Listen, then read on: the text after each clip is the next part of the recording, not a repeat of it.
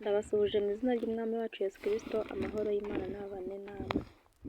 Uyu munsi tugiye kuvuga ku ijambo pushi. Ese ujya wumva ijambo pushi mu buryo bwa gikristo?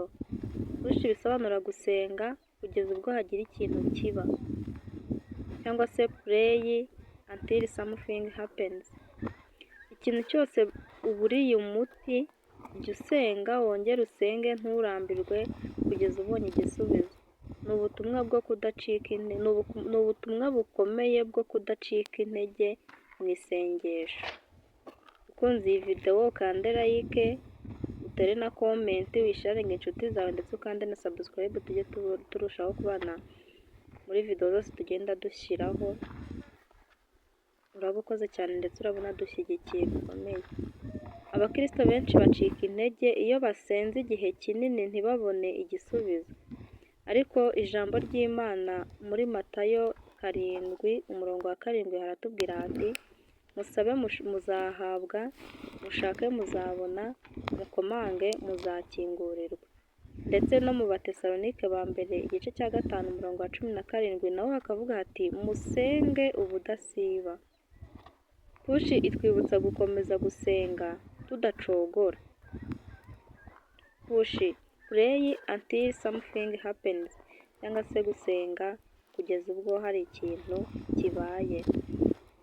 Niba usenga kandi ugategereza igisubizo cyawe, ntucike intege. Imana isubiza mu gihe cyayo. Pushi ni ukumenya ko nubwo bisaba igihe, ariko Imana irumva kandi izakora.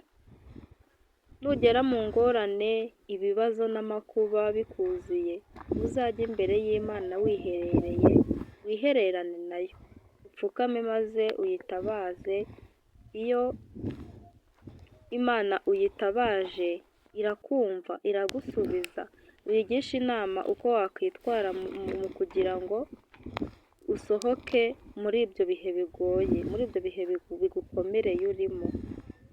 Imana izajya ibana nawe. Komeza usenge kandi wizere udashidikanya, Imana iri kumwe nawe. Buriya nanone iyo usenga ariko utizeye yuko ibyo wasabye uzabibona, uba wakishe.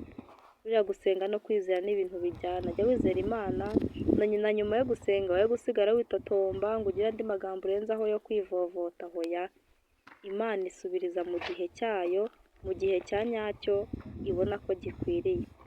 Niba iyi video hari ikintu igufashije, ukanda like, wisharinge n'inshuti zawe, dusigire na komenti. Komeza kugubwa neza, Imana iguhe umugisha.